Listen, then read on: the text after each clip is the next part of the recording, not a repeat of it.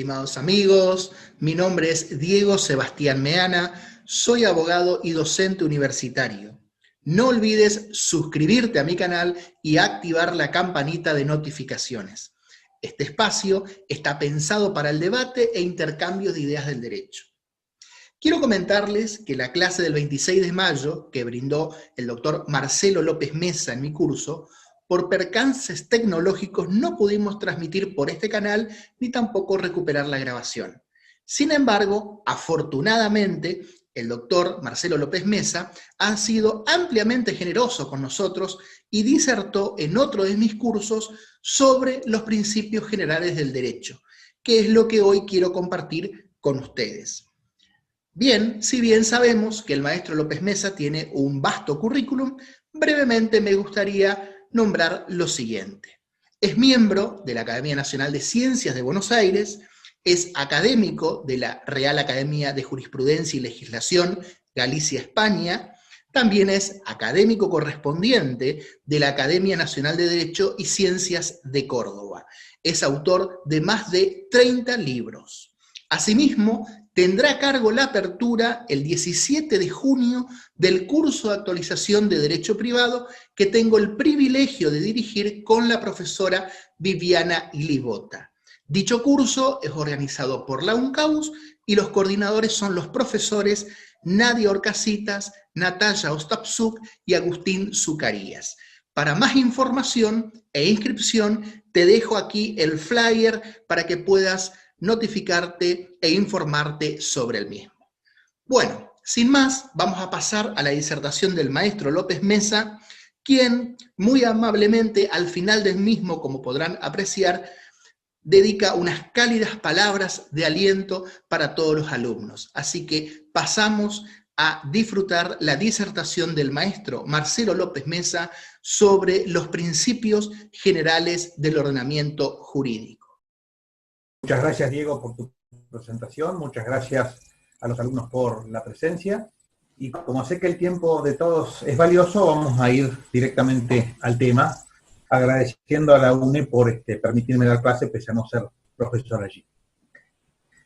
El tema del que vamos a hablar en una cátedra de obligaciones es un tema que no se suele dar, solamente creo que lo he escrito yo en materia de obligaciones y el maestro Juan Carlos Casañe en materia de derecho administrativo, que es el tema de los principios del ordenamiento particular, es decir, el derecho administrativo en el caso del maestro Casañe y el derecho de obligaciones y el derecho civil, patrimonial, en el caso mío. ¿Y cómo es el tema de los principios para que los alumnos puedan comprender? Normalmente la gente que sabe poco derecho o que está empezando, incluso algunos que ya tienen 30 o 40 años, pero no agarraron nunca el sabor al buen derecho, porque hay gente que no nació para esto. Y se nota, hay gente con la que uno habla y se da cuenta enseguida que el derecho no es lo suyo, pese a que tiene título de abogado. Entonces, ¿cómo es el tema de los principios y para qué sirve esto? La gente que no sabe derecho cree, o que sabe poquito, cree que el derecho es solo cuestión de normas, que el derecho solamente se expresa a través de normas.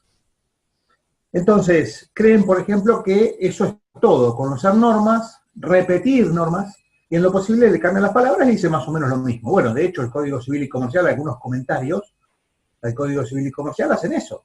Le cambian las palabras y dicen más o menos lo mismo, y nadie entiende.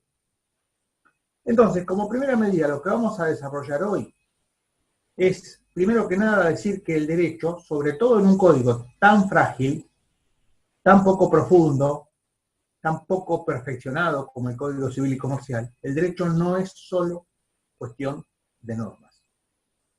Al igual que las normas, hay otros elementos que son igual de importantes, en algunos casos más, que las propias normas, que son por debajo de las normas los conceptos jurídicos, normalmente los conceptos jurídicos indeterminados, y por encima de las normas, los principios jurídicos de un ordenamiento particular, o los principios rectores de un ordenamiento.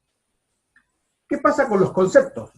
Primero que nada, vamos a ver, las normas están integradas por conceptos. Claro que algunos conceptos digamos, son transversales y se expresan en varias normas, o se repiten en varias normas. Y entonces, por ejemplo, uno puede tener el concepto de buena fe, o el concepto de interés legítimo, que lo va a ver en varias normas. Ejemplo, el concepto de interés legítimo. En los artículos 80, 1712, 1737 y otros del Código Civil y Comercial. Entonces,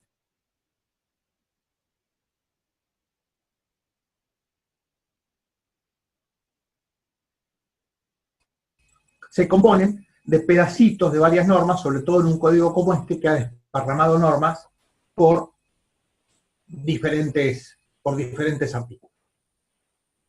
El ejemplo más típico, el ejemplo más claro, es el concepto de caso fortuito. Ustedes que están estudiando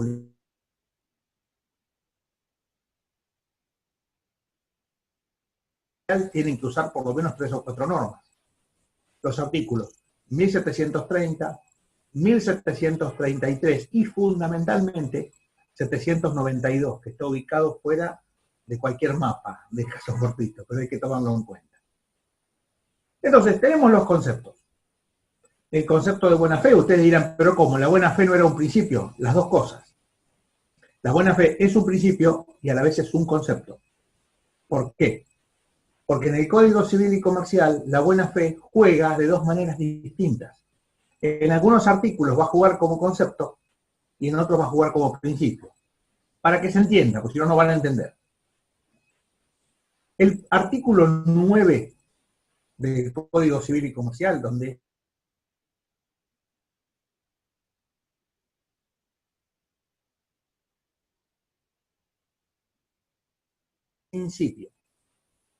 el principio rector del ordenamiento, el sol que ilumina todo el ordenamiento jurídico allí. La buena fe como sol, como principio de comportamiento.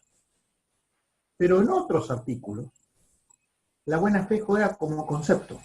Por ejemplo, el poseedor de buena fe, el tenedor de buena fe, el depositario de buena fe, y otros, en los cuales la buena fe bonifica una determinada ignorancia. Ejemplo, una persona que ocupa o que ha comprado, ha adquirido un inmueble de quien no es su titular registral, sino de un falsificador, por ejemplo, pero ha comprado por título oneroso y buena fe. Y como tal está protegido por el ordenamiento jurídico argentino. Miren qué importante que es la buena fe como principio y la buena fe como concepto.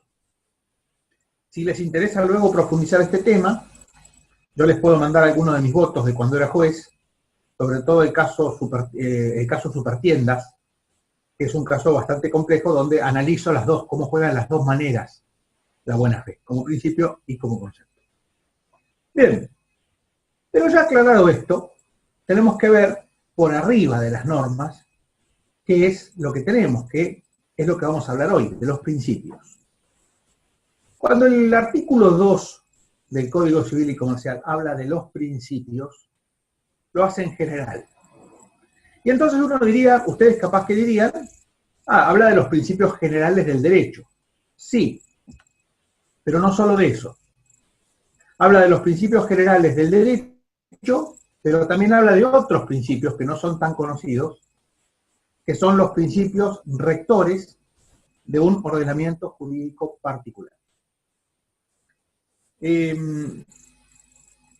Si alguno quiere profundizar esto está desarrollado nada más que en el capítulo 25 de mi Tratado de Derecho de las Obligaciones, un tomo grueso, encuadernado, que publicó en su momento BDF, no salió en otra parte, porque después el manual lo hicimos más chico para abreviar, porque no querían leer tanto muchos alumnos, así que le sacamos ese capítulo que era un poco más difícil. Así que lo voy a explicar bien. Cuando hablamos de los principios generales del ordenamiento jurídico, los principios generales del ordenamiento, ¿cuáles son? Varios, ustedes los conocen. El principio de la buena fe, el principio de economía procesal y otros. Esos principios rigen aun cuando no estén expresamente receptados. El ordenamiento puede no haberlos receptado, igual rigen porque son principios consustanciales al derecho. De eso se encarga el artículo 2, como pauta de interpretación. Cuando falta material en el artículo, se puede utilizar los principios y los valores jurídicos. Ahora bien, hay otros principios, además de esos, que son los principios rectores de un ordenamiento particular, que yo los he estudiado mucho a partir del año 2012, en que conocí la obra de unos profesores italianos, y la traduje al español, los profesores Stanzione y Troisi, que realmente me dio una sorpresa con ese libro cuando me lo compré en Italia. Había ido a dar clase a la Universidad de Perugia, una universidad en un pueblo etrusco, digamos, como es Perugia, cerca de Roma, y ahí vi que había otra cosa que en Argentina nunca había visto, porque lo de Casaña salió después que lo mío. O sea, que innovó con esto acá fui yo. Y cuando leí a Stanzione y a Troisi, lo que me di cuenta es que nos estábamos perdiendo una parte de la historia. Nos estábamos perdiendo una parte del juego, de la interpretación. Y entonces me di cuenta que los principios son fundamentales en dos planos distintos. Y el artículo 2 les abre la entrada también a estos principios porque no aclara. ¿Y en qué dos fases son importantes los principios? En la parte interpretativa y en la parte integrativa. Entonces, cuando ustedes tienen una situación que no logran encuadrar bien porque la norma es insuficiente, es oscura, gran parte de las normas del Código Civil y Comercial son insuficientes u oscuras, entonces va a ser algo que se les presente mucho. Y entonces, cuando es así, hay que interpretar. ¿Interpretar qué es? Desentrañar un significado de un texto que a primera vista no es claro. Pero puede pasar que el ordenamiento directamente, que el Código Civil y Comercial directamente no haya dicho nada sobre determinada figura. Y que entonces haya que integrar el ordenamiento, es decir, traer otro texto de otro lado ¿por qué? ¿Qué pasa? Los jueces no pueden negarse a fallar. Artículo 3 del Código Civil y Comercial ahora, y antes artículo 15 del Código de Vélez. Los jueces no pueden negarse a fallar, pretextando la oscuridad o la insuficiencia de la ley. O sea, tienen que fallar. Y si no tienen una ley, tienen que hacerla, para el caso concreto. Y entonces, los principios cobran importancia para la integración del ordenamiento para construir esta sentencia que es una ley del caso concreto. Esta integración tiene fundamental importancia en algunas materias, por ejemplo, el transporte benévolo. El Código Civil y Comercial no ha puesto artículo alguno para tratar del transporte benévolo. No hay. ¿Qué otro tema? El caso, por ejemplo, del contrato de asistencia médica o el contrato de hospitalización. No hay normas que lo rijan. Entonces hay que integrar con algún otro material ese faltante. Para esto son fundamentales los principios rectores del ordenamiento jurídico particular. Y ahí entramos directamente en el tema que nos convoca. Y les pido que este tema lo tomen con atención porque un día les puede salvar algún asunto. Yo, normalmente ustedes no me conocen posiblemente, pero yo nunca hablo de cosas abstractas. Soy una persona que tuvo que trabajar para poder estudiar y toda la vida he trabajado mucho, con lo cual yo nunca tuve tiempo para ocuparme de cosas que no tengan aplicación práctica. Normalmente, cuando uno desarrolla un tema, después en algún momento lo tienen que aplicar. Bueno, a mí muchas de estas ideas me han dado buen dinero, así que créanme cuando les digo que esto puede ser una cosa muy útil. No soy de las personas que desvarían porque no tienen nada mejor que hacer realmente. Entonces, este tema de los principios, que cumple dos funciones, lo tenemos que distinguir de los principios generales. Los principios generales del derecho los dejamos a un costado. Vamos a una cosa nueva, a los principios rectores de un ordenamiento jurídico particular.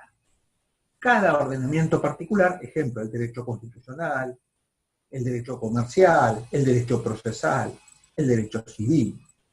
Cada ordenamiento tiene sus propios principios, porque a diferencia de los anteriores, estos tienen que estar legislados.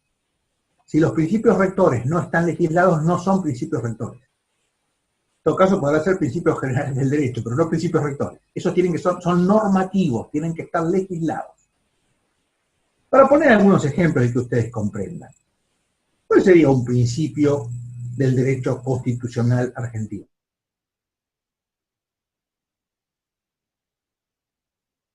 el principio del juez natural, el principio de digamos, las facultades no delegadas. Entonces hay una serie de principios en la Constitución que están legislados y que como tal no son solamente normas, son principios que se aplican a esas situaciones y a otras parecidas. ¿Cuál sería un principio del derecho procesal civil? La imposición de costas al vencido, por ejemplo. ¿Cuál sería un principio del derecho comercial?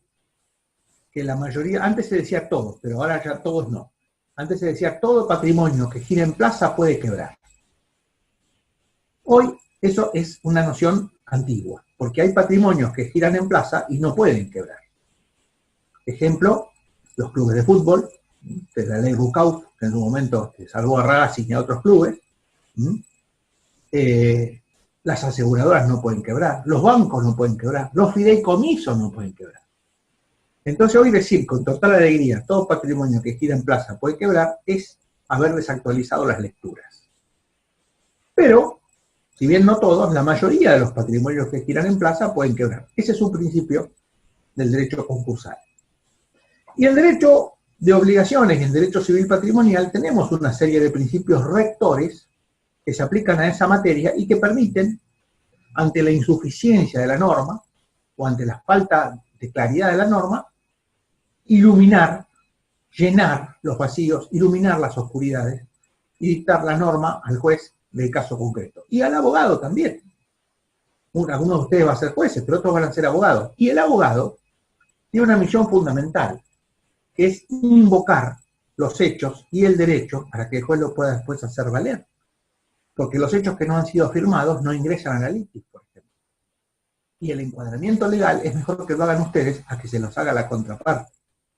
Porque el juez puede comprar lo que le vende la contraparte. Entonces es mejor hacerlo uno, y entonces uno predispone la situación con las afirmaciones agudas que hace, como para que el juez le sea más difícil decirle que no que decirle que sí. En cuyo caso muchas veces le dice que sí. Y entonces, ¿cuáles son estos principios? Y acá tenemos que dividir dos grupos de principios. Dentro de los principios rectores, ya los generales los dejamos afuera. Dentro de los principios rectores del ordenamiento de obligaciones y de responsabilidad civil o del derecho civil patrimonial, tenemos dos rangos de principios. Los principios supremos o fundantes y los principios derivados o fundados. Los principios supremos son 6. El primero es el principio de autodeterminación. Luego el principio de autorresponsabilidad, el principio de centralidad de la persona humana, el principio de certeza del derecho, el principio de igualdad y no discriminación, y el principio de tutela del derecho. Si ustedes se fijan a lo largo del Código Civil y Comercial y de la Constitución, van a ver que estos principios están presentes en numerosas normas. Vamos a poner, por ejemplo, el principio de autodeterminación. ¿Qué significa la autodeterminación? Significa que una persona no tiene por qué obedecer a otras si no está en una relación de dependencia, por ejemplo, o es un hijo menor o cosas por el estilo. Un adulto, por ejemplo, un adulto capaz, sano, no tiene por qué obedecer a nadie. En lo referente a las cuestiones atinentes a su vida, es autónomo, puede autodeterminarse. De hecho, estos 6 principios que hemos recién enunciado están presentes en muchos códigos. La diferencia es en qué proporción están presentes. En el Código de Vélez también estaban presentes, solo que en diferentes composiciones. En el Código de Vélez, por ejemplo, la autorresponsabilidad era mucho más importante que la autodeterminación. En el Código de Vélez, que era un código individualista, propio de su tiempo, había, por ejemplo, mucho más certeza del derecho que igualdad. Entonces, fíjense cómo estos 6 valores van a estar en diferentes combinaciones en los códigos, pero depende el momento en que sea, la ideología de que dictó la norma, la política que rija, las composiciones, los porcentajes de uno y de otro van a ser diferentes. En el Código Civil y Comercial, que entró a regir el 1 de agosto de 2015, la composición de estos 6 principios sería que son mayoritarios, por ejemplo, el principio de autodeterminación, el principio de centralidad de la persona humana y el principio de igualdad. Y son menos fuertes, están menos presentes otros principios como el principio de autorresponsabilidad, porque la gente tiene mucho más derechos que obligaciones. Hoy casi nadie habla de las obligaciones, son todos derechos. Claro, también hay que pensar un poco, ¿no? Cuando son todos derechos, son todos derechos. Porque cuando todo es tan fácil, tan regalado, suele no ser cierto. Digamos, la vida uno ha aprendido, por lo menos los 54 años que yo tengo, uno ha aprendido que nada bueno es gratis. En general, cuando las cosas las dan muy gratis es porque por algún lado las cobran. Entonces, este tipo de cuestiones, otros principios, por ejemplo, el principio de certeza, el principio de tutela, han decaído y han ganado terreno esos que les decía yo, la igualdad, la no discriminación, la centralidad de la persona humana y el tema de la autodeterminación. Para hacerlo breve y no cansar, ¿qué significa la autorresponsabilidad? Que cada uno, digamos, es responsable de sus actos. Esto tiene varias medidas, por ejemplo. Tiene una medida en el hecho de la víctima, que si usted se lastima en algo por una torpeza suya, no le pueden echar la culpa a otro y pretender que otro pague.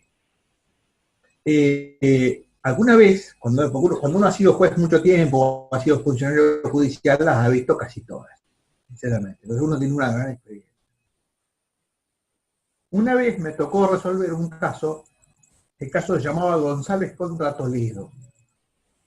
Era un caso de 5 muchachones que andaban en el auto, en un auto chiquito, creo que era un Fiat Uno, un auto así pequeño, un auto así chiquito. Iban 5 muchachos grandes en el auto, con bebidas alcohólicas arriba del auto, digámoslo para que me entiendan, ya bastante puesto, con alcohol encima del cuerpo, no solo en botellas, sino ya tomados, en un auto, 5, con lo cual el de atrás no tenía cinturón de seguridad, el que iba al medio atrás.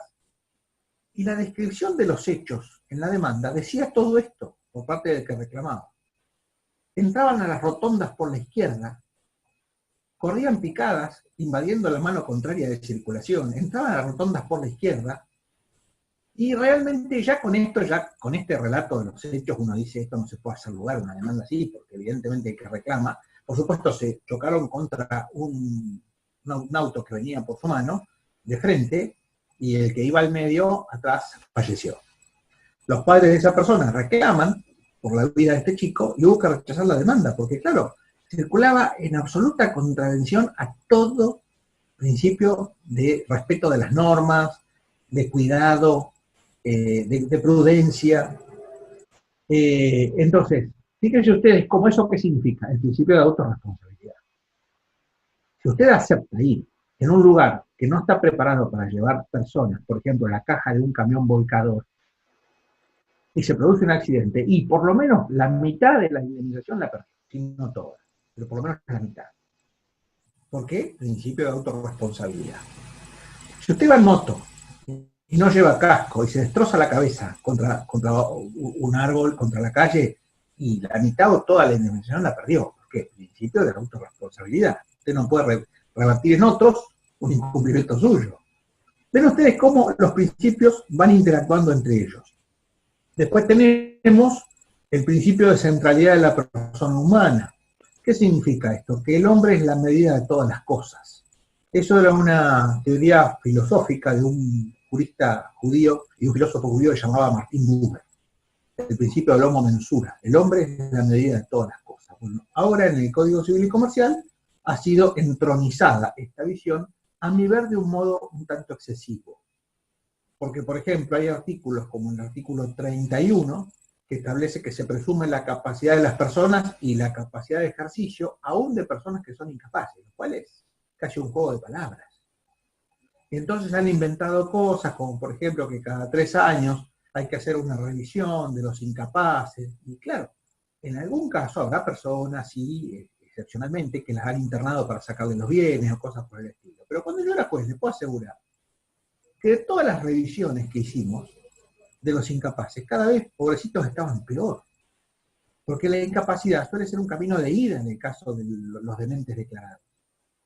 Entonces, al final, asustaban a estas personas, las obligaban a ir a tribunales, que es algo que solo los locos disfrutan estando en tribunales.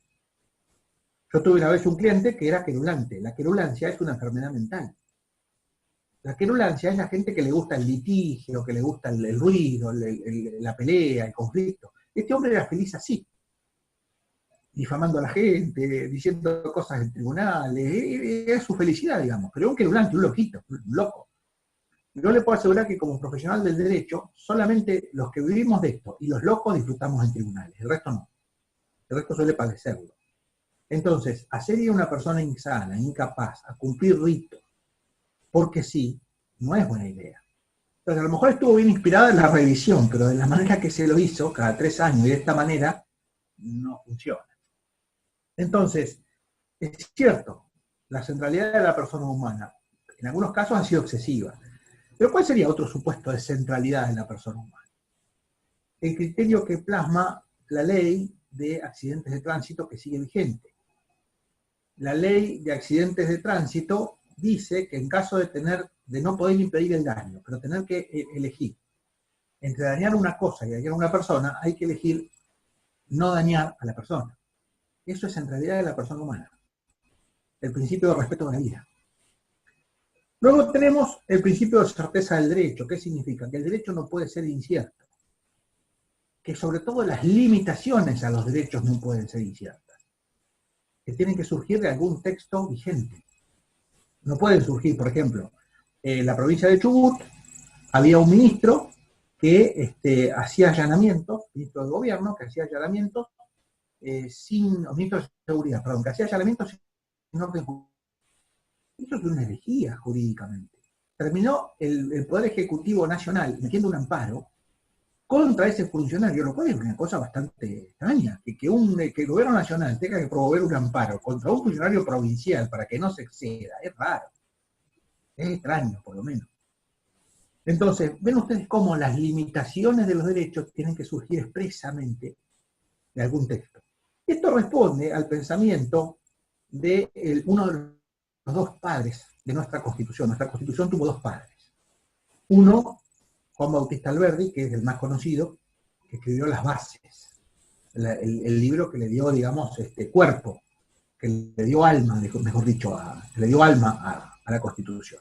Y después tuvo el que la redactó, que era el maestro José Benjamín Gorostiaga. Tuve el honor de ejercer el mismo cargo que ejerció el maestro Gorostiaga, asesor general de gobierno de la provincia de Buenos Aires. Él lo fue antes de ser redactor de la Constitución Nacional, era asesor general de gobierno de la provincia. Y luego se fue a la Convención Constituyente, donde se entró en la inmortalidad, después terminó ministro de la Corte. Bien, el maestro Gorostiaga era la pluma que redactó los bellos artículos del Código de la Constitución Nacional. Fíjense que la Constitución del 94 no estaba tan bien escrita. Faltaba una pluma, faltaba esa aguda inteligencia que pudiera llevar a fórmulas claras las ideas que son tanto inasibles. Y este principio de certeza, en la formulación de Juan Bautista Alberdi, como dije, uno de los 2 padres de la Constitución, llegó a una expresión muy clara. En un país de Occidente, en un país liberal, de derecho liberal, las libertades se presumen y las restricciones se expresan. Si no hay expresión de restricción, esa restricción no es válida. ¿Por qué? Porque la libertad se presume. Nadie está obligado a hacer lo que la ley no manda, dice el artículo de la Constitución Nacional, el artículo 18 de la Constitución Nacional. Es claramente el principio, la consagración del principio de certeza. Luego tenemos el principio de igualdad y no discriminación, que en este código ha crecido mucho, porque todo es igualitario. Ejemplo de lo que hablábamos hoy de los incapaces, que se presumen capaces, cosa que es bastante rara. Pero bueno, la igualdad no le viene mal a nadie, salvo cuando no es cierta.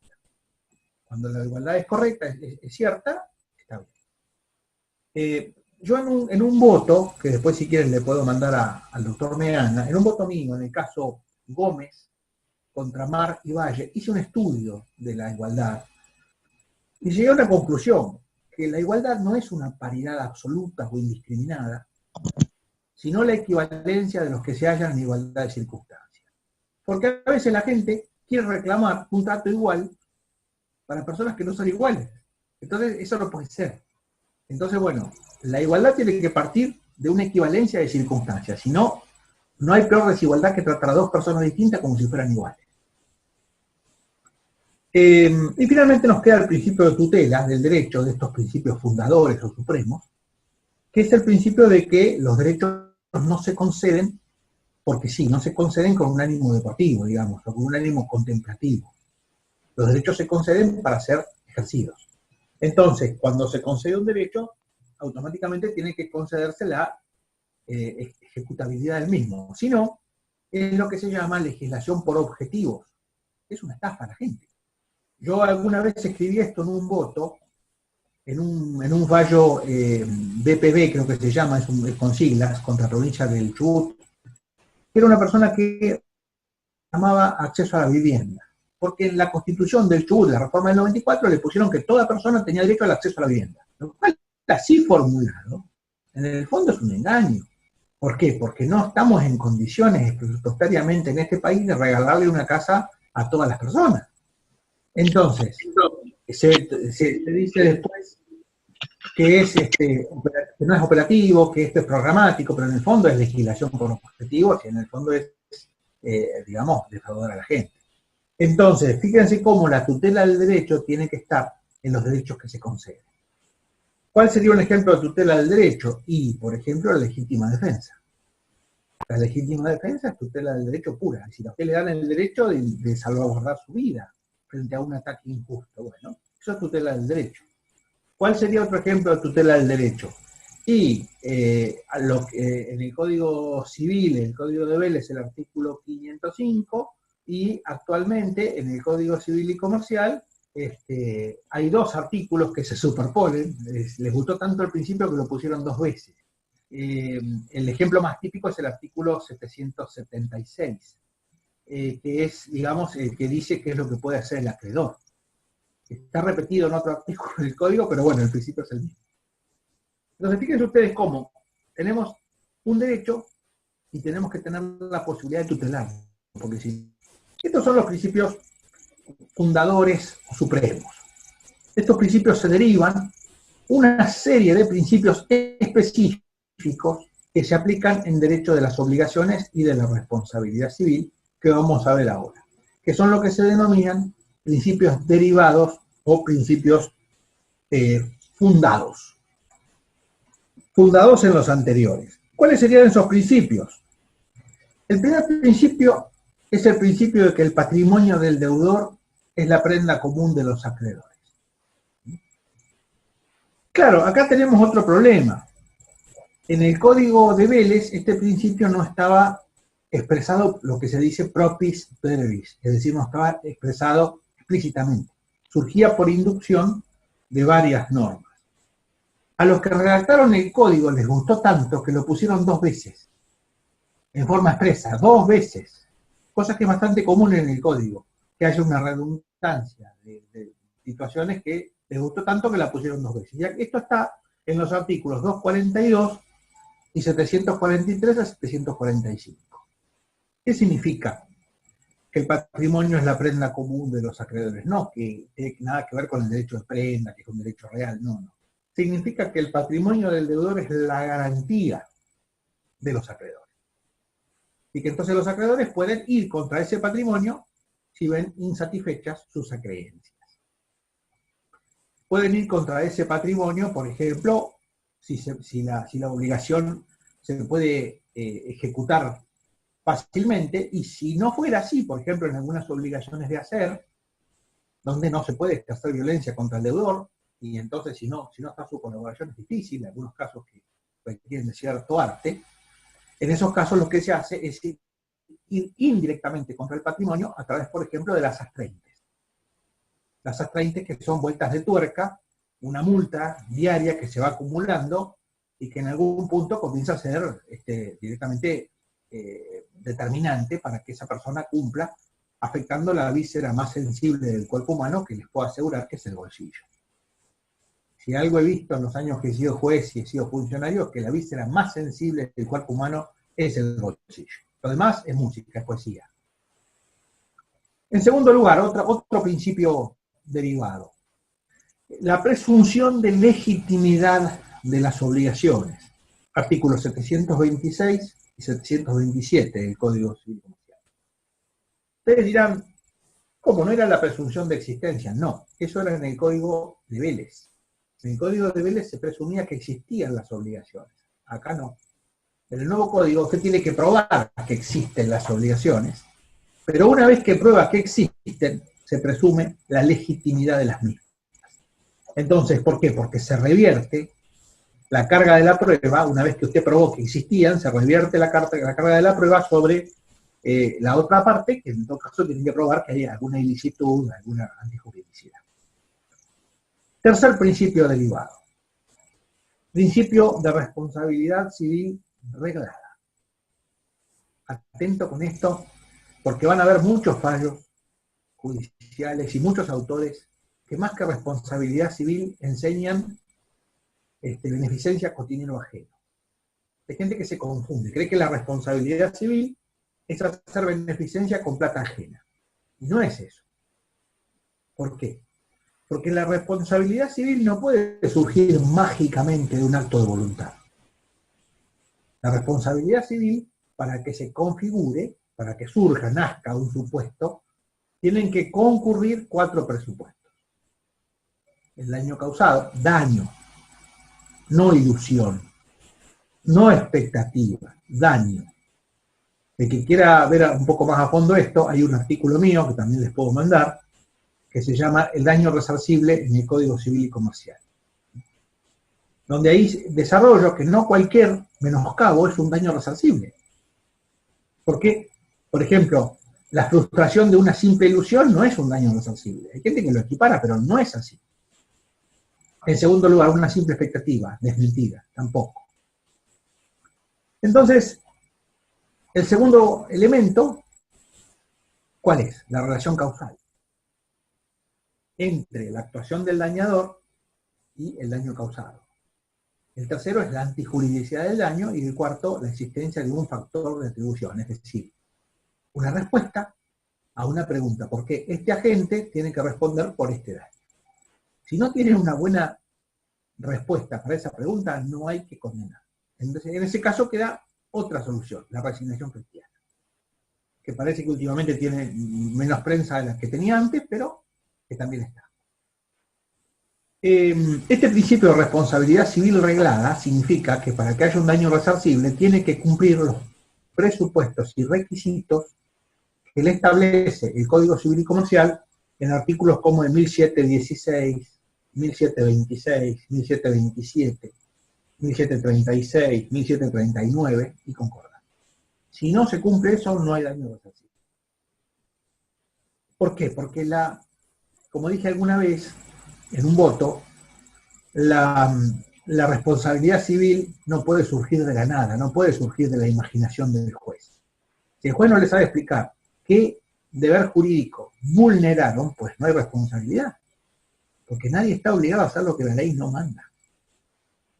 Constitucionalmente es indudable eso. Pues sin embargo, cuando yo llegué tuve que revocar a la magistratura tuve que revocar varias resoluciones porque inventaban deberes jurídicos. Inventaban deberes jurídicos.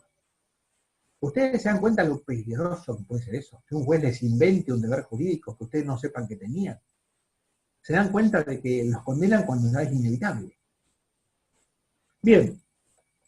Luego tenemos otro principio que es también en materia de responsabilidad civil, que es el principio de prevención del daño. Antes este principio no estaba. En el nuevo código se instrumentó un poco desordenadamente, pero está bien que se haya instrumentado, en los artículos 1710 a 1713 y en algunos otros artículos, como por ejemplo el artículo de la tutela del daño contractual y el artículo 52 en la tutela de la prevención del daño a la dignidad de la persona. Este principio de prevención, ¿en qué consiste? Que es mejor prevenir que curar. Viejo dicho de nuestras abuelas, y es así. La responsabilidad civil llega tarde. Llega cuando el daño ya se causó, no es reparación integral, porque lo de la reparación integral es mentira. Entonces, ¿para qué vamos a esperar que se dañe. ¿Para qué vamos a reparar solo un pedazo del daño si podemos evitarlo? Es mucho más conveniente. Entonces, la prevención del daño vino para quedarse y hoy comparte cartel con la reparación del daño, que antes era la finalidad principal de la responsabilidad civil. Luego tenemos el principio de normalidad. Principio aplicable tanto en obligaciones como en responsabilidad civil. ¿Qué se basa el principio de normalidad? Que las cosas ocurren del modo que es normal o acostumbrado. Si yo sostengo en tribunales, yo afirmo que las cosas han sucedido de un modo inusitado, no corriente, tengo que probarlo. ¿Por qué? Porque voy en contra de la presunción de normalidad. Las cosas ocurren siempre de acuerdo al curso normal u ordinario. Artículo 1727 del Código Civil y Comercial. Ejemplo. Si yo voy circulando por una ruta que está mojada, está lloviendo fuerte, con un auto, con las gomas desgastadas, lo que se dice las gomas lisas, a exceso de velocidad, y charlando con el que va al lado mío que me va cebando mate, cosa muy peligrosa en este momento, no solo para chocar, sino por el coronavirus. Yo voy en esas condiciones, y yo digo que esto no tuvo nada que ver con el accidente, pues tengo que probarlo. ¿Por qué? Porque va en contra de lo que es común o acostumbrado. Si yo voy ligero, con una pista mojada, con gomas lisas, claramente eso se va a presumir que es el causante del daño, esos factores. Bien, otro principio es el principio de causalidad adecuada. También en materia de responsabilidad, el principio de causalidad adecuada. ¿Qué significa esto? Que la causalidad adecuada es el requisito que debe cumplir todo daño para ser indemnizable. La más vil, la más artera de las intenciones carece de eficacia si no está relacionada causalmente en forma adecuada. Por lo menos en derecho civil. El doctor Meana, que también cultiva el derecho penal, les podrá explicar la diferencia. Pero en derecho civil, si no hay relación de causalidad adecuada, no hay responsabilidad civil. ¿Por qué? En principio porque el derecho civil no es un derecho de daños o de delitos de peligro abstracto. Entonces, en derecho civil, si no ha habido daño y no hay causalidad, nada que reclamar. Distinto sería el caso del derecho penal, pero en derecho civil es así. Entonces, si ustedes tienen una tía, que es una tía que es millonaria, que ustedes saben que tiene un testamento a favor de ustedes, y que alguno tiene la mala idea de querer apresurar las cosas, si ustedes van disfrazados con una sábana, supóngase para darle un susto de noche, porque saben que creen en los fantasmas, evidentemente, si no pasa nada, no hay una tentativa de daño en esos casos en derecho civil. Entonces, ven ustedes cómo la relación causal es como el alma de la responsabilidad civil. Luego tenemos otro principio, pero ya en el ámbito de las obligaciones, que es el principio de informalismo. Artículo 284. ¿Qué significa esto? Del Código Civil y Comercial. ¿Qué significa esto? Que si no hay una forma específica, expresamente determinada, cualquiera de las formas que elijan las partes de un acto es válida. Cuando hay una forma específicamente determinada para un determinado acto, hablamos de una forma solemne o de una formalidad sacramental. Los actos formales solemnes son una minoría. Por ejemplo, la escritura pública, por ejemplo, el matrimonio por acta ante funcionario público, ante un jefe de Estado civil. Yo solía hacer un chiste, cuando hace unos años daba clase, le decía a mis alumnas, mujeres, que si el novio les decía que se casaban ante escribano no era válido. Hoy en día, como la gente se casa mucho menos, parece un ejemplo que realmente no es muy actual, pero bueno, hay formas que son insustituibles. Ejemplo, el matrimonio por acta ante el jefe de Estado civil. Luego, por ejemplo, tenemos otras formas que son insustituibles, por ejemplo, la formalidad exigida para la cesión de derechos litigiosos, que se exige que se haga por escritura pública. La escritura pública para la transmisión de inmuebles, o sea, hay una serie de actos que son solemnes. Los demás, los que no son expresamente determinados, como formales solemnes, tienen el principio de informalismo. ¿Qué significa esto? Que se puede usar las formas que las partes quieran. Cuidado. Informalismo no significa todo vale. Informalismo no significa que se puede hacer cualquier cosa de cualquier manera, sino que pueden usar las formas que crean convenientes dentro de un cierto marco, por ejemplo, ¿no? Hay contratos que no pueden ser verbales. Entonces, por lógicas razones, ejemplo, el consentimiento informado, por ejemplo, verbal, frente al médico es un peligro, para el médico básicamente. Entonces, fíjense cómo el principio de informalismo rige, pero no tanto. Luego tenemos otro principio de obligaciones, de estos principios derivados, que es el principio de prelación temporal. Hoy, artículo 399 del Código Civil y Comercial. ¿Qué sería el principio de prelación temporal? El principio de prelación temporal significa primero en el tiempo, mejor en el derecho. Esto surgió de una costumbre de los molineros romanos, que era el que llegaba primero al molino, molía primero su grano. El principio era qui primus venerit, primus molet. De esa formulación rudimentaria pasó a un principio general del derecho romano, prius in tempore, potior in iure, primero en el tiempo, mejor en el derecho, y llegó hasta nuestros días, donde está en este momento receptado en el artículo 399 del Código Civil y Comercial.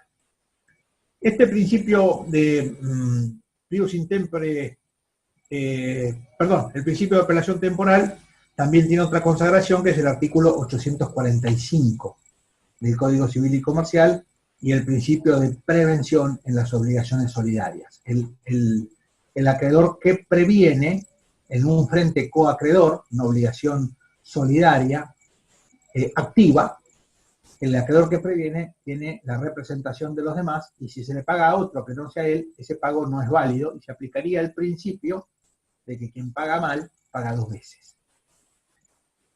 Luego tenemos la veda del enriquecimiento sin causa, artículos 1794 y 1795, que son los principios, es decir, el derecho prohíbe el enriquecimiento sin causa.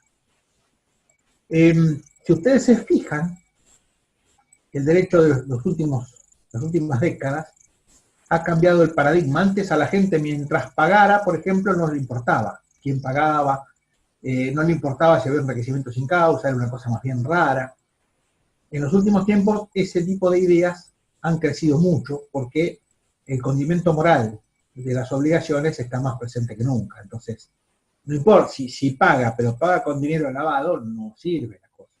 Genera todo un problema. ¿Por qué? Porque ha empezado a haber mucho dinero lavado.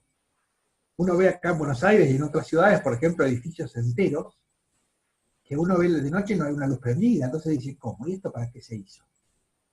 Entonces, tanto dinero lavado ha hecho que en alguna medida haya una serie de controles, como para decir, bueno, ¿y eso de dónde surgió? ¿Qué es? Reinilas, digamos, la gente, sale de la nada, el dinero. Y lo mismo en el caso del enriquecimiento sin causa, digamos. Se controla que no haya enriquecimiento sin causa porque eso viola la razón moral del ordenamiento.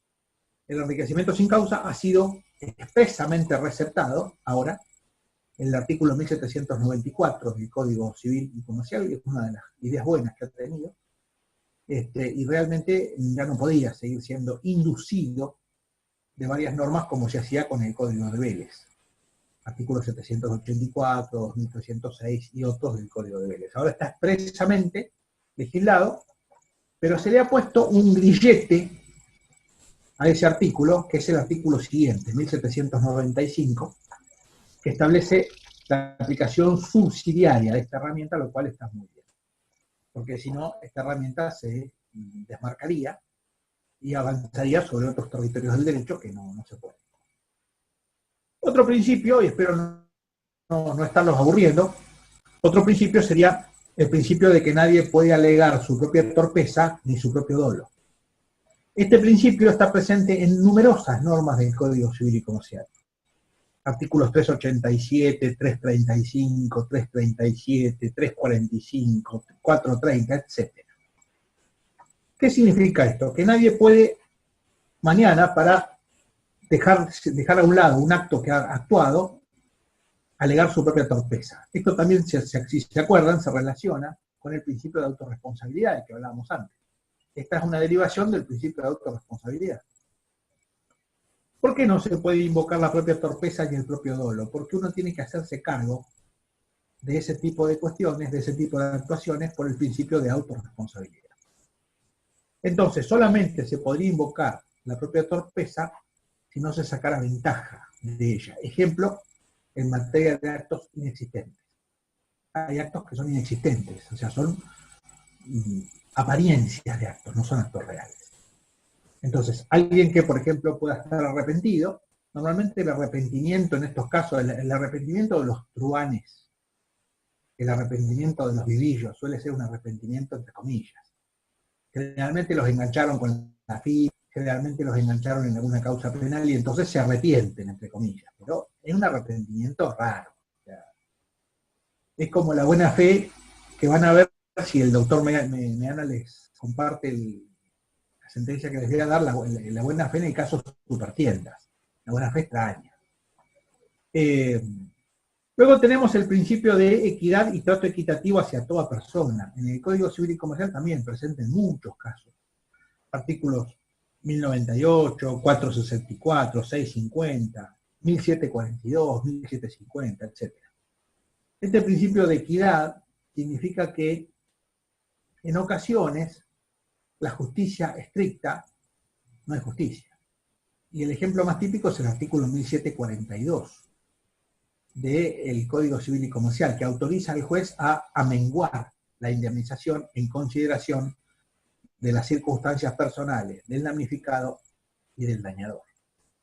A veces el dañador puede ser una persona muy modesta y el dañado una persona multimillonaria. Entonces, en estos casos hay que mirar un poquito. Es la justicia del caso concreto, la equidad.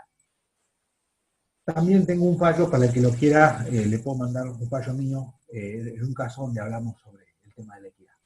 El caso León Part contra Trama Construcciones. Otro principio es el principio a favor de Vítoris. El principio a favor de Vítoris, o en la duda en favor del deudor, es un principio que está presente en el código menos de lo que estaba en el código de Vélez, porque en la actualidad el principio más que a favor de Vítoris es a favor de Vilis. Es decir, en la duda más que a favor del deudor, porque el deudor puede ser una multinacional. Entonces no siempre los deudores son débiles. El caso típico es que en el derecho del consumo los deudores suelen ser fuertes, porque suelen ser los que deben cumplir la prestación. Entonces, el principio a favor de Vítoris, o de Vítoris, está retrocediendo y está ganando espacio el principio a favor de débiles. En la duda, en favor del más débil. Es el que se aplica en materia de consumo, por ejemplo. El caso indubio contra proferentem, es decir, en la duda, en contra del que redactó las cláusulas de un contrato de adhesión, por ejemplo. Así como, un poco como broma, cuando ustedes quieran saber qué es un contrato de adhesión, me hace acordar, y les digo esto para que lo recuerden, lo que me enseñó un profesor mío en Europa. El maestro Kojaker, un profesor alemán, decía que un contrato de adhesión es aquel ante el cual los que adhieren solo tienen el derecho de decir amén. Ese es un contrato de adhesión. Les ponen un texto y dice, ¿lo toma o lo deja? Punto. No negocian nada. Ese es un contrato de adhesión. El derecho a decir amén. En ese caso, fíjense que este principio de favor de Vítoris, en realidad debía ser a favor de Vítoris, y en el caso del derecho de consumo, el contrato de consumo, artículos 984 y siguientes, con el contrato de adhesión, 984 a 989, es el principio ese. En la duda, en contra del que redactó las cláusulas. ¿Por qué? Porque es el más fuerte. Otros principios, vamos a ir terminando con estos, quedan 4 o 5 nomás, no se apenen que ya falta poco. Otro, se van a acordar de mí el día que sean abogados y con alguno de estos invoquen a alguien y ganen una plata. Ese día se van a acordar de mí, acuérdense, me ha pasado varias veces. Que algún tiempo después me viene una persona que yo no conozco, maestro, ¿cómo le va? Tanto tiempo. Y yo digo, ¿de dónde? Usted me hizo ganar una fortuna, doctor, con aquella cosa. Estos se acuerdan bien de uno seguro, porque la víscera más sensible del cuerpo humano es el bolsillo. Luego tenemos el principio de transmisión de derechos por la tradición, artículo 750. del Código Civil y Comercial en materia de obligaciones. Con esto hay que tener un cuidado. Anteriormente, en el Código de Vélez, había un principio similar, pero más estricto, que ningún derecho se podía obtener sin tradición de la cosa. Yo hoy tengo mis dudas con esto. Nosotros en algún fallo, en el caso Lever, con mi compañero de sala, el doctor Velázquez, habíamos resuelto que quien no ha tenido la posesión de un inmueble no tiene las medidas cautelares. Las medidas posesorias y las medidas cautelares, es decir, no las tiene. Pero sobre todo las medidas posesorias. ¿Por qué? Porque no puede reivindicar la posesión que no ha tenido. Sí tiene las acciones reales. Con el viejo código de Vélez era así. Con el nuevo código tengo mis serias dudas. ¿Por qué?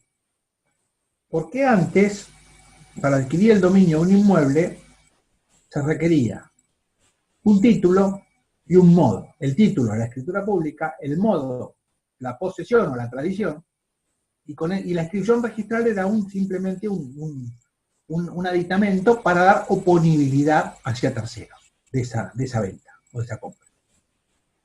En el nuevo código hay un título y dos modos de adquisición de inmuebles.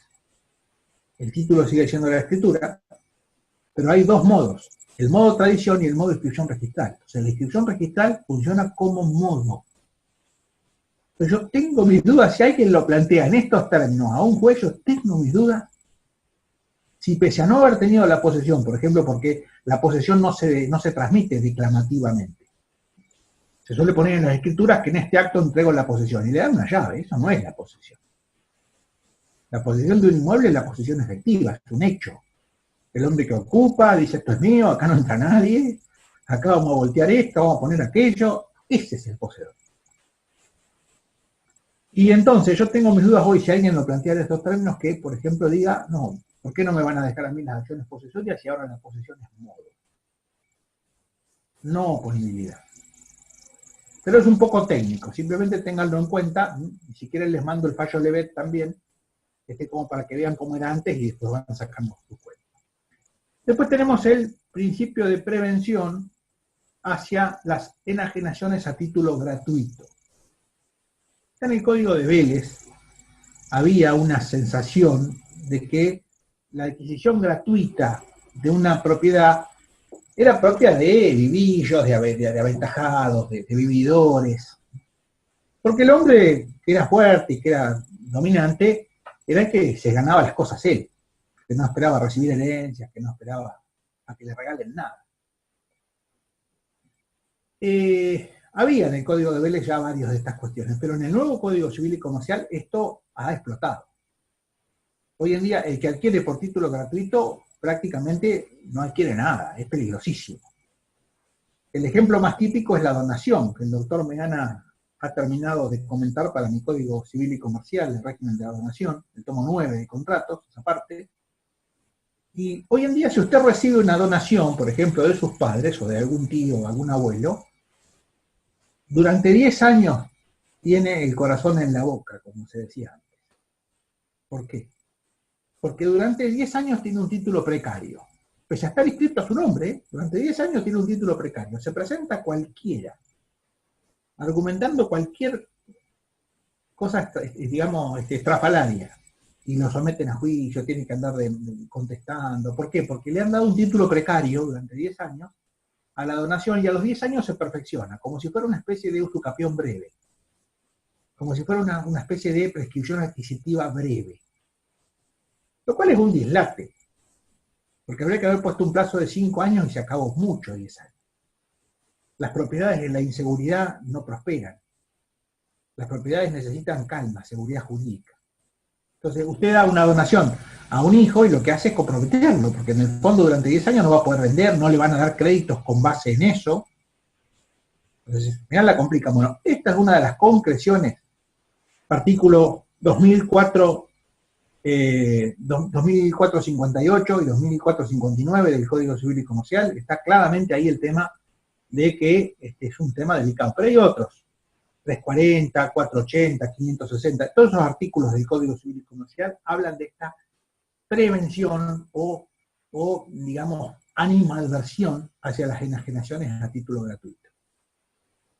Uno de mis más queridos maestros, yo tuve la suerte de tener en mi carrera, y a lo largo de tanto de la universidad como después, tuve la suerte de tener buenos maestros. Por eso a mí me hace gracia algunos que creen que se puede saber derecho sin tener maestros. Eso es un chiste. Si usted no tiene un maestro, si usted no tiene gente que le enseñe, leyendo espontáneamente, nunca va a aprender mucho. Porque lee cosas distintas, contrapuestas, incoherentes, no sabe qué es lo que lee, si se contradice. Hay gente que uno lo escucha hablar y dice, evidentemente no le enseñó a nadie, porque está clarito, dicen en 5 minutos dijeron 4 gansadas. Entonces, y 3 contradicciones. Entonces, el tema de tener un profesor, un maestro que les vaya indicando, que los vaya llevando, es infinitamente superior a leer por cuenta de uno. Lean lo que lean. Siempre es bueno leer, pero leer con guía es mucho más mejor que leer así, digamos, al estilo autodidacta. Y ese es uno de los problemas de nuestras universidades. Alguna vez un gran decano de la Facultad de Medicina de la UBA, el doctor Jaime Echeverry, que es miembro de la Academia Nacional de Educación, dijo que nuestras universidades son legiones de autodidactas. Y eso está muy mal. Yo recuerdo cuando fui a estudiar a España, mi maestro, que me tomó poco más que de hijo allí, el maestro Mariano Alonso, se sorprendía porque de la misma universidad y del mismo tiempo, a la misma fecha aproximada, iba un fenómeno del derecho y uno que no conocía los rudimentos, con el mismo título, porque nuestras universidades no tienen ni piso ni techo. Entonces, mientras uno sea persistente, se recibe. Después hay que ver lo que sabe y cómo ejerce, pero se recibe si usted es persistente. Entonces, sigan a vuestros profesores, escuchen, traten de aprender. No es lo mismo leer que escuchar a un profesor. Y para no hacerla muy larga, los últimos 2 principios. El falso principio de reparación plena, que es aplicable en materia de responsabilidad civil, artículo 1740, que es un artículo que es mentiroso, porque lo que dice no es verdad. Es decir, ese sí que es un engaño. ¿Cómo debe ser la reparación? Plena. El problema es que la reparación plena no se da nunca. ¿Por qué?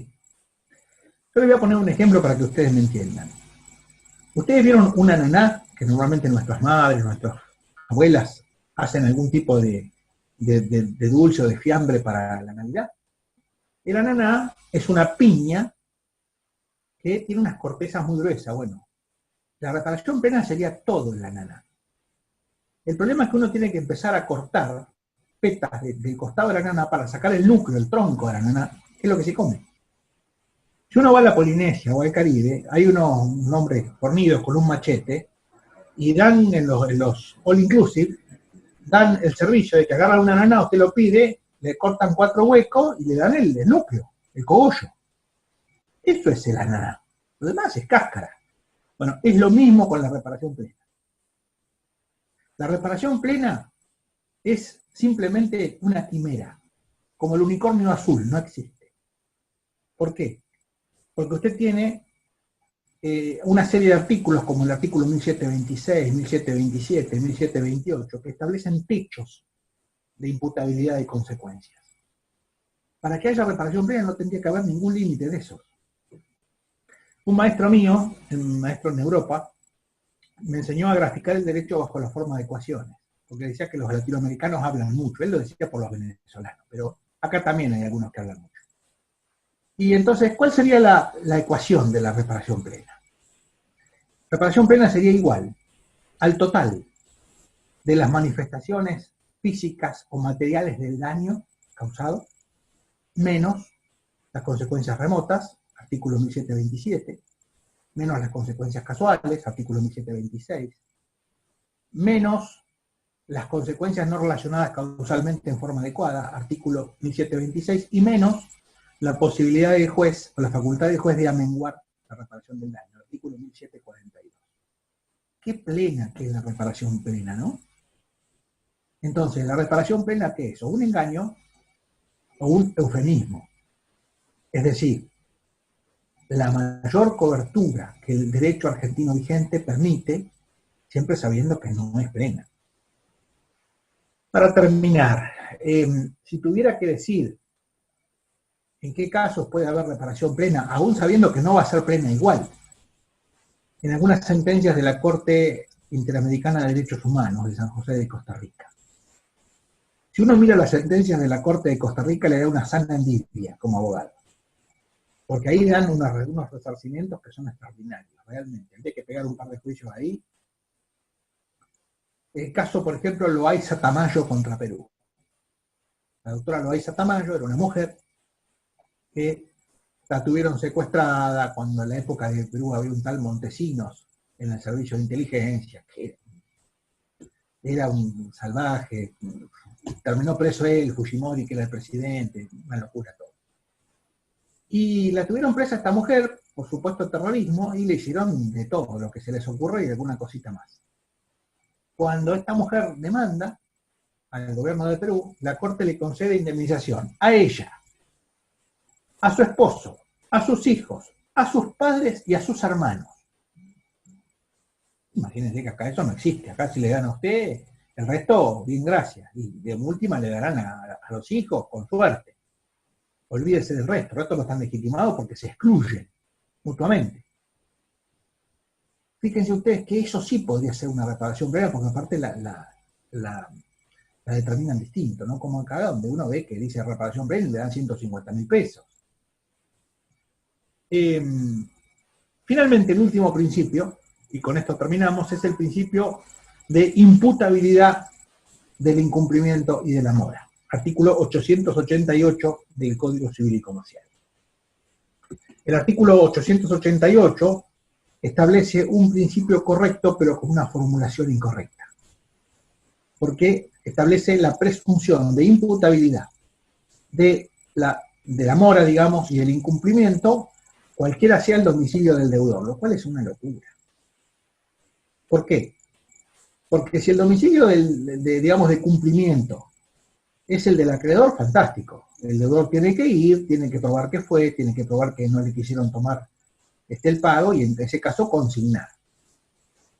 Ahora bien, si el domicilio es el del deudor, lo que se llama una obligación querable, que deriva del latín quaero, que significa buscar, el acreedor tiene que hacer el deber de colaboración de ir a cobrar al domicilio del deudor. Y con un sistema como el del 888 infine del nuevo código, el deudor puede caer en mora sin que nunca le fueran a cobrar. Porque se presume su imputabilidad. El deudor se cruza de brazos, el acreedor se cruza de brazos, en su casa no va a cobrar y ya le están corriendo intereses a su favor, porque se presume la imputabilidad del incumplimiento del deudor, al cual nunca le fueron a cobrar, lo cual es un delirio. Bueno, cuando se empezó a hablar de este código, yo publiqué un artículo en la revista La Ley diciendo que esto es una barbaridad, pero se ve que no lo leyeron, no les importó, y lo sancionaron al artículo tal cual estaba, con todos los vicios y todos los defectos que tenía. La coherencia es un bien importante, pero nunca la coherencia en el error. Porque la coherencia en el error califica a un necio. Una persona puede errar, somos todos humanos. Lo que no puede hacer es ser coherente en el error cuando se dio cuenta que era un error. Porque eso es necedad, no coherencia. Para terminar, y después si me quieren hacer alguna pregunta, agradezco el tiempo que me han dado, espero no haberlos aburrido, y simplemente les quería decir algo. Cuando yo estudié obligaciones, estudié 9 meses obligaciones. Y la rendí libre, y la rendí con el maestro Rigo Represas. Creo que fue el único o uno de los muy poquitos días que puso Rigo Represas en toda su carrera. Eso me abrió las puertas de muchísimas cosas, como por ejemplo con el tiempo, años después, terminar escribiendo con el maestro Rigo Represas. ¿A qué voy con esto?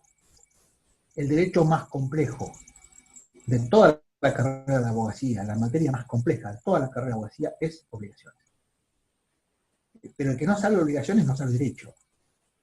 Entonces, mi consejo, estudien, denle importancia a esta materia, porque después con esto, si saben bien obligaciones, en tribunales se van a hacer un festival. Porque muy poquita gente sabe obligaciones, y manejando obligaciones uno puede hacer ahí casi un acto de magia. Así que simplemente sigan con su carrera, perseveren, estudien, no da lo mismo saber que no saber. Saber que no saber puede dar lo mismo para obtener el título, pero para ejercer no. Y entonces, cuando uno sabe derecho, deja de ser fungible. ¿Qué es una persona fungible? Intercambiable por otra de la misma especie. Es lo peor que uno le puede pasar siendo profesional.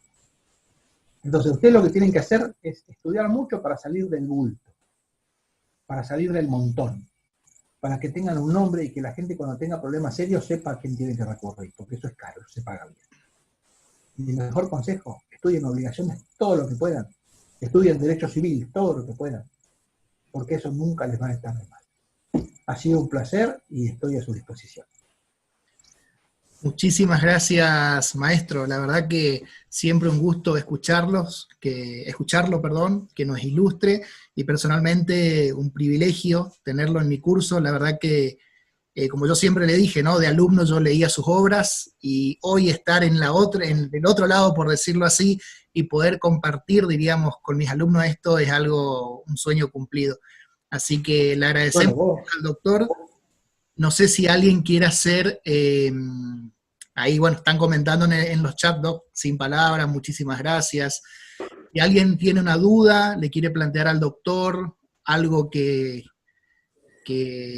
haya anotado en el transcurso de la exposición del maestro. Así que bueno, son todo palabras de agradecimiento, doctor, acá en el chat. La mayoría tiene en silencio su computadora por el tema de que no interfiera, pero están sumamente agradecidos. Bueno, todos son palabras de agradecimiento, por ahora no hay preguntas. Bueno, un placer. Vos además de todo sos adjunto mío acá en Buenos Aires, Diego, así que evidentemente... Sí. Un placer. Ha escrito conmigo, así que bueno. Un consejo, nunca está de más preguntar. Cuando no entiendan algo, pregunten, no es un demérito preguntar. Lo que es malo es quedarse con las dudas, porque eso después, yo personalmente mi mente no procesa bien la duda. Entonces si me quedo con dudas, me quedo pensando y capaz que me tiro una noche sin dormir eso. Entonces por las dudas, trato siempre de sacarme las dudas. Por eso yo trato de enfocarme en las cuestiones, porque entonces cuando la mente no tiene dudas, piensa mejor. Sí. Maestro, ahí una alumna, Paula Vázquez, pregunta, doctor, ¿puede dar un ejemplo del falso principio de reparación plena? Sí, claro. Suponiendo, vos vas en un auto manejando y chocas a una persona. La persona resulta que es lastimada, no la matás felizmente, pero está lastimada, la tienen que hospitalizar, tiene 60 días perdidos de trabajo, se le rompe la ropa, hay que pagar una serie de cosas. De todo eso que esa persona va a sufrir, y no pongo el ejemplo de ninguno de ustedes, porque si les pasa van a decir que soy mufa. Entonces, ponemos un tercero. De todo eso que esta persona sufrió a consecuencia del golpe, solamente va a recibir como compensación, como resarcimiento, una parte. El resto no. Ejemplo. Va a haber un montón de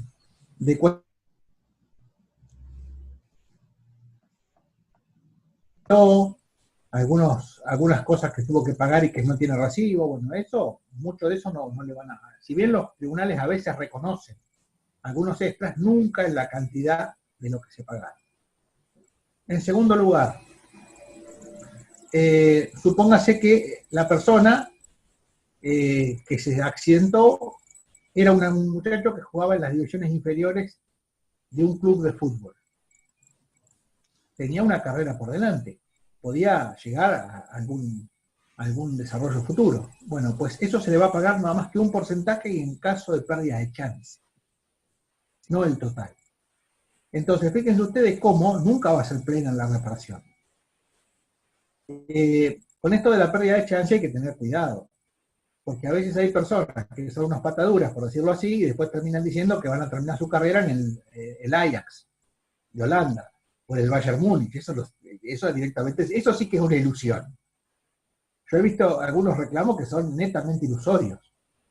Entonces, hay un montón de cuestiones que no se pagan, pese a que se dice que la reparación es plena. Y hay otro problema, que es todavía más extraño, que es el tema de que no se autoriza la repotenciación de deudas. Si bien el artículo 772 habla de las deudas de valor, hasta ahora no conozco casos de jueces que hayan declarado en sentencias de daños, por ejemplo, que se aplica la indexación. Hay algún que otro extraño, algún estrafalario que ha puesto, por ejemplo, como tasa de interés, una tasa de interés muy alta, como para compensar la inflación. Pero eso es, digamos, voluntarismo puro, eso no está escrito en ninguna parte. La Cámara Nacional Civil, algunas de sus salas, han llegado a poner 2 veces la tasa activa de interés. Eso es una barbaridad, porque eso es ilegal directamente. Pero amén de todo, es, digamos, una construcción artificiosa, porque no sabés si la inflación de cuánto va a ser. Hay años que claramente la inflación no es lo que ha marcado. Las estadísticas son muy particulares. Entonces, ¿ves cómo la reparación no es plena? Porque para que fuera plena, se tendrían que volver al estado anterior al accidente, que es lo que dice el 1740. La reparación plena se configura en la vuelta al estado anterior al daño. Eso nunca pasa. Nunca pasa eso. Entonces, este principio en realidad es un caramelo de madera, como dice Jorge Asís. Se lo da a la gente para que chupe, pero no va a salir ningún gusto. No sé si tienen alguna otra pregunta. Sí, una caballero dice, el último principio, Doc, si puede nuevamente, brevemente, hacer una explicación del último principio. Sí, cómo no. El principio de presunción de la imputabilidad, del incumplimiento y de la mora. Exacto. En el Código Civil y Comercial se ha desfavorecido mucho la situación del deudor. Vieron que hablábamos del principio a favor de Víctor y yo les decía que estaba en retirada. Bueno, este es un ejemplo. Esto es en contra del deudor, claramente. ¿Por qué? El artículo 792 hace presumir, digamos, que el caso fortuito en realidad es imputable. O sea, quien alegue un caso fortuito tiene que demostrar, porque si no, se presume que no. 792. El 888 presume la imputabilidad del incumplimiento y de la mora, con lo cual va en contra del deudor claramente. Entonces, ¿por qué esto es así? Porque se presume que en este país la gente no quiere cumplir las obligaciones. Lo cual es cierto en buena medida. En este país la gente... Yo les voy a contar una anécdota sin hacer nombres, porque queda feo.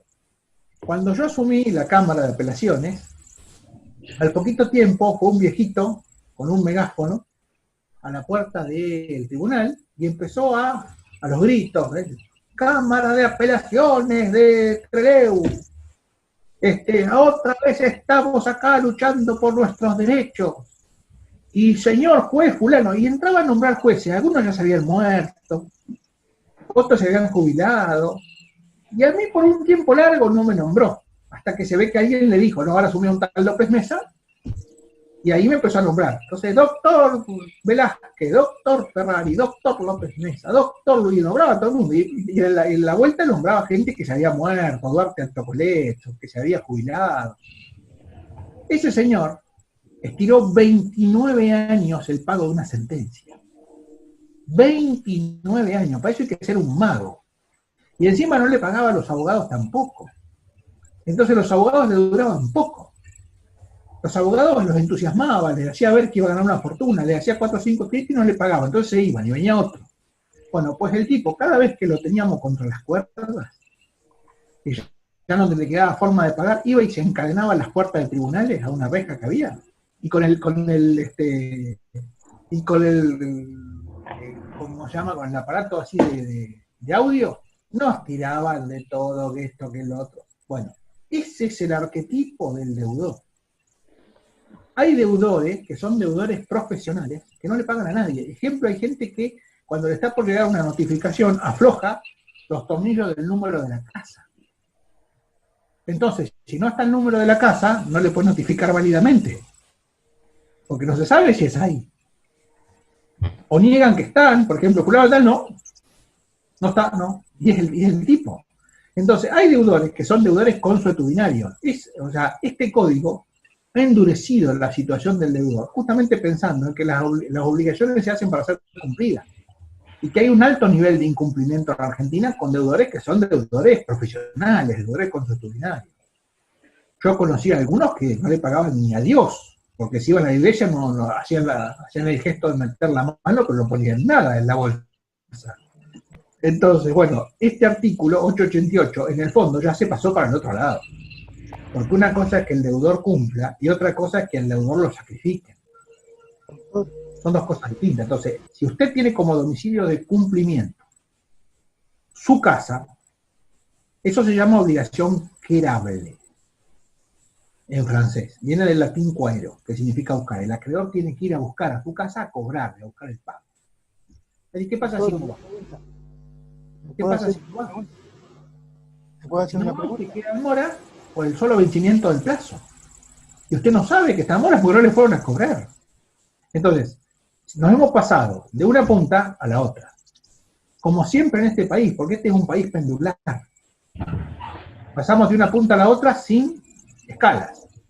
Bueno, en esto habría que pensarlo bien porque esto va a traer muchísimos problemas.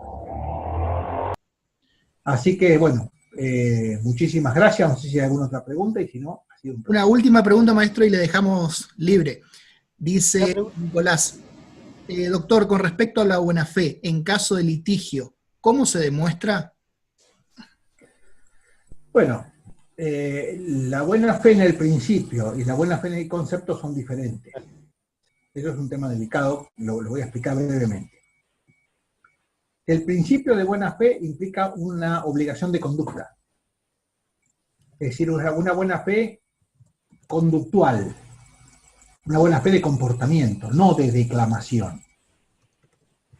Entonces, el que obra de buena fe con el principio general tiene que tener un comportamiento coherente, que no pretenda perjudicar a la otra parte, que no se contradiga.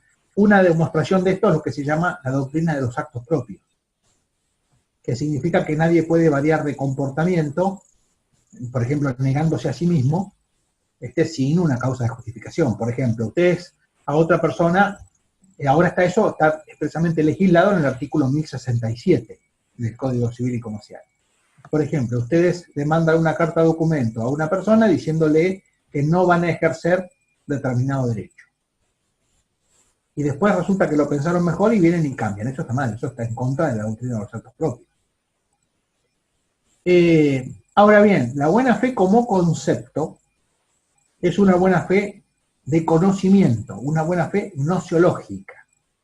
¿Qué significa? No actuar de determinada forma, sino saber o deber saber.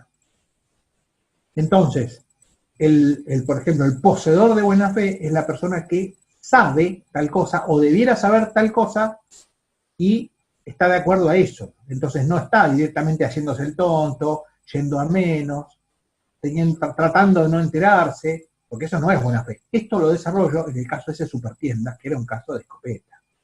Era un caso extraordinario.